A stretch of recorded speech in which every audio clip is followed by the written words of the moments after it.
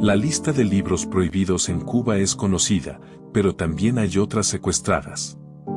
Una de ellas es de la historia y la memoria, 3 tomos escrito por Lionel Soto, un viejo comunista, que luego de 1959 fue director de las escuelas de instrucción revolucionaria, embajador en Reino Unido y la Unión Soviética, y vicepresidente del Consejo de Ministros. ¿Pero por qué fue censurado pese a su larga trayectoria comunista? Para hallar una respuesta a esa interrogante, y ante la dificultad de encontrar los libros, tomamos de referencia 2 reseñas del antropólogo Juan González Díaz, quien fue parte de unas 40 personas, que en 2007 estuvieron en la presentación de la obra por el historiador Eusebio Leal. La mayoría eran exmilitantes del Partido Socialista Popular, comunista, el vicepresidente del Consejo de Ministros, José Ramón Fernández, y el comandante Faure Chomón.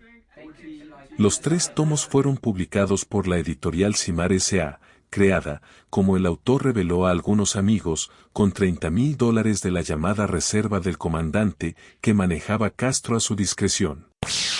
Raúl Castro, comunistas desde antes de 1959.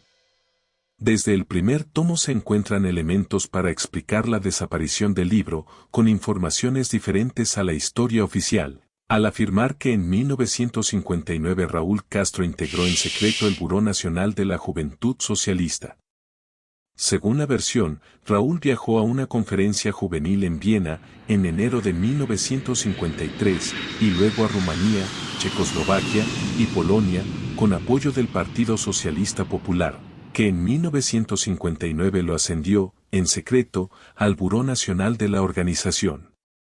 Otra infidencia es que Ernesto Guevara ingresó al Partido Socialista Popular en 1958, estando en la Sierra del Escambray, por intermedio de Sergio Aguirre.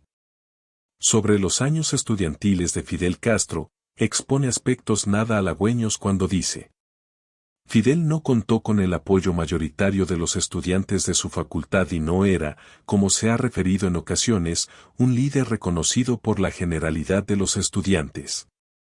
Un importante sector de ese estudiantado lo veía como un juvenil aspirante político, otros lo consideraban miembro de un grupo armado de acción violenta, dadas sus relaciones con una organización extrauniversitaria, que le proporcionaba apoyo y armas, en medio de las luchas que, procedentes de la calle, llegaban a la universidad.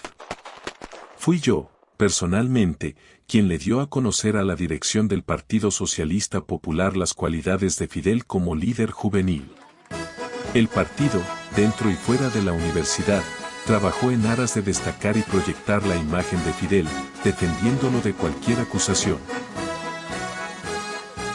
Castro le pidió a Nikita dar un golpe nuclear a Estados Unidos.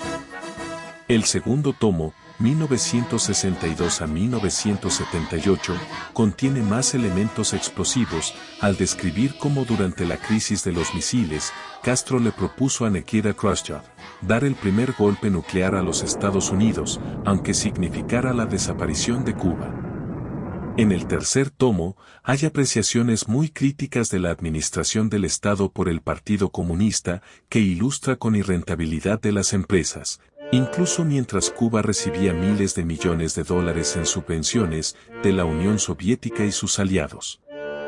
Visto así, en la obra de Lionel Soto había demasiados elementos que desmienten la dramaturgia histórica de la llamada revolución. Los relatos contradicen la imagen estudiantil de Fidel Castro, al vincularlo a grupos gangsteriles, y descubre la relación con los comunistas, cuando negaba públicamente esa vinculación. Además, confirma que Castro solicitó a Nikita realizar un ataque nuclear contra Estados Unidos, aunque los historiadores oficialistas lo atribuyen a un malentendido por errores de traducción. El análisis de Soto sobre la economía cubana también desdice el discurso oficial, que culpa por la crisis y la miseria al embargo de Estados Unidos.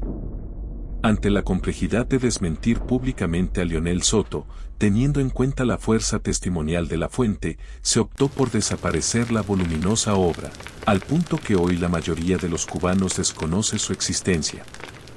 Pero, Más difícil de explicar es el motivo del viejo comunista Lionel Soto, quien nunca fue conocido por su disidencia, para sacar tantos trapos sucios de figuras intocables.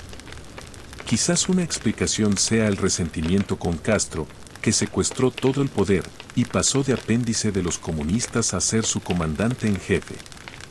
Algo de ello se trasluce en uno de los párrafos que, gracias a González Díaz, sobrevivió al secuestro de las memorias de Lionel Soto, quien escribió: ningún cuadro revolucionario debe pensar, mucho menos aspirar, a eternizarse en cargos de poder. Resulta beneficioso que el funcionario, de cualquier nivel, rote su función sujeta a control público. Si no lo has hecho todavía, suscríbete a nuestro canal, comparte el video con tus conocidos y apóyanos con un like.